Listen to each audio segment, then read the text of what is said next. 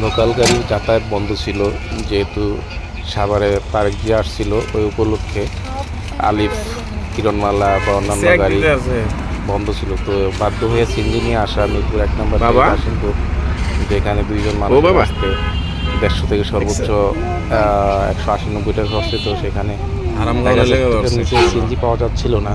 তো অনেক রিকোয়েস্ট করে টাকার সমস্যা আছে এরকম কথা বলে সিএনজি লাগিয়ে নিলাম 800 টাকা দিয়ে কাশিমপুর মিরপুর 1 নম্বর থেকে। তো দিয়াবাড়ি থেকে ছাড়ার পরে কিছুক্ষণ পরেই ট্রাফিক পুলিশ সিএনজি লাগে থামালো, তাকে একটা মামলা দিল 2000 টাকা। তো শুনলাম তার কাগজপত্রে একটু সমস্যা আছে, মূলত এই ক্ষেত্রে সে আগে একটা মামলা খাওয়া। তো এখানকার মামলাটা 2000-এ 2000-4000 হয়ে গেছে, তাকে 1 মাস সময় দিছে।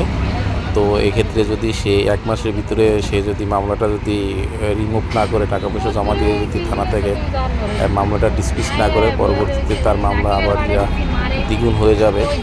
তো আমি হয়তো ভাবছিলাম যে এখানে হয়তো ট্রাফিক পুলিশের কোনো ঘুষ খাওয়ার কোনো মানে একটা ফন্দি কিনা। তবে এক্ষেত্রে যতটুকু শুনলাম এটা মানে তারা চাইলে হয়তো আরও কমায় করতে পারে। তবে ট্রাফিক সেটা মামলার ভাড়া বাড়ায় দিয়ে আর কি টাকাটা জরিমানাটা বেশি ধরে। আগে যেখানে সর্বনিম্ন একটা মামলা ছিল 500 টাকা, এখন সেটা 1000 থেকে 2000 টাকা সর্বনিম্ন করা হয়েছে। তো এলো আমার জীবনে এই নিয়ে দ্বিতীয়বারের মতো ট্রাফিক পুলিশে মামলা পেলাম সিএনজিতে। তো সবাই গাড়িতে চলাচলের ক্ষেত্রে সাবধান, ড্রাইভাররা কাগজপত্র ঠিক